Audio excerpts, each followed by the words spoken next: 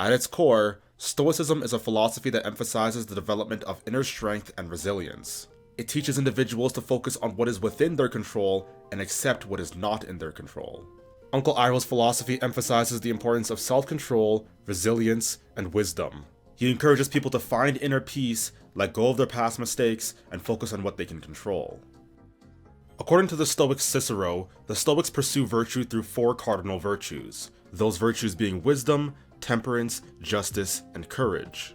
Wisdom is the ability to navigate complex situations in a logical, calm, and informed manner using proper judgment. This is seen in how Iroh studies the waterbending techniques and incorporates it into his firebending technique to invent lightning redirection. The Stoic coalesces all of the competing opinions that he may encounter and incorporates all of them into something greater than the sum of its parts. As I explained in my previous Iroh video, you can learn something from every tribe. The Stoic king Marcus Aurelius similarly believed in the interconnectedness of all things. In his book Meditations, he wrote that all things are woven together and the common bond is sacred, and scarcely one thing is foreign to another, for they have been arranged together in their places and together make the same ordered universe. For there is one universe out of all, one God through all, one substance and one law, one common reason of all intelligent creatures, and one truth.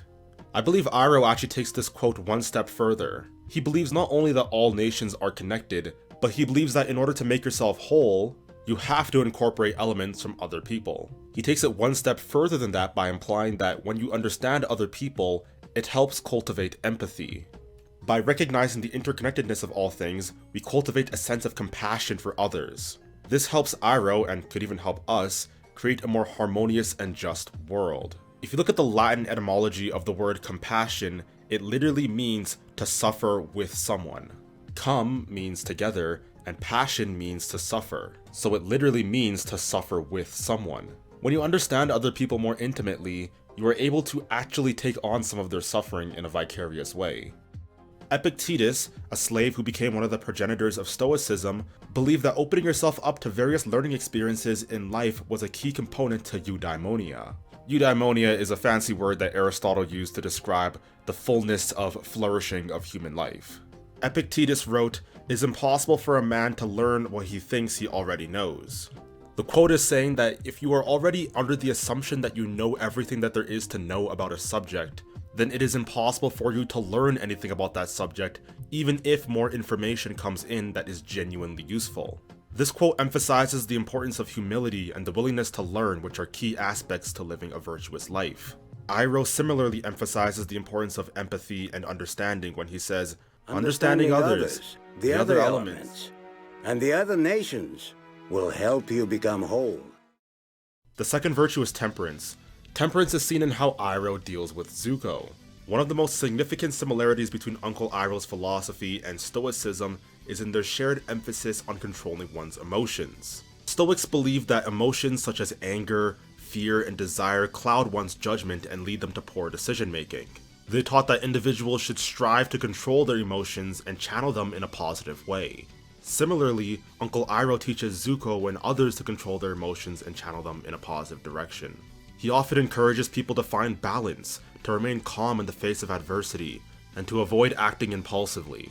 When teaching Zuko how to lightning bend, he explains that he needs to be calm and able to separate the positive energy from the negative energy. In the context of the show, this means that Zuko needs to be able to control his anger. Notice how he never says get rid of the positive or negative energy, he just says separate them. One of the core ideals behind Stoicism is the idea that you need to be able to master the self. You are never truly free until you are able to emancipate yourself from the shackles of your emotions.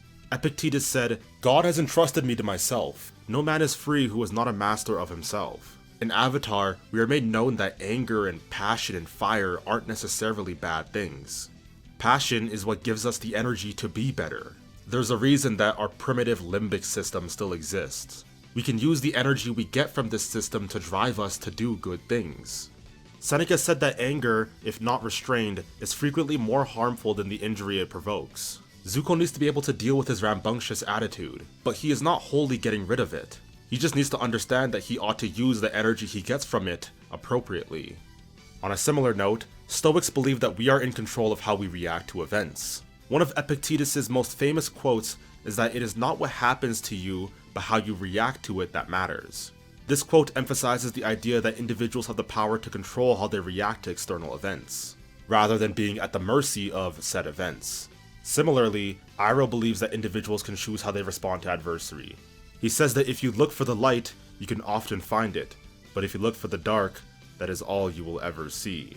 Iroh also said that pride is not the opposite of shame, but its source. Iroh believes that it isn't the approval of others that we ought to seek, but our self-worth should be based on our individual acknowledgement of virtue. Our self-worth should be based on whether we believe that we are acting virtuous or not in how people feel about us. The third virtue of Stoicism is justice, which involves treating others with fairness and respect. Iroh believes in the virtue of justice and opposes the very oppressive tactics done by his own nation. He advocates for understanding and believes in the power of empathy to bring people together. The clearest example of this is in how he wants to liberate Ba Sing Se and aids in helping the allies fight the Fire Nation. The final virtue of Stoicism is courage. Courage is facing the daily challenges with steadfastness and readiness, even if it's something that you don't want to do. Iroh in his walk with Aang speaks about facing the unknown. He tells Aang that if he just keeps moving, he will eventually find the light. He tells him to keep pushing forward in the unknownness of life. The Stoics believe that entering the unknown or facing uncertain or unpredictable circumstances was a fundamental part of life. They recognize the fact that the world was constantly changing and that individuals must be prepared to face new challenges and adapt to new circumstances. With all that being said, I believe that there's one place that Iroh and Stoicism might not align.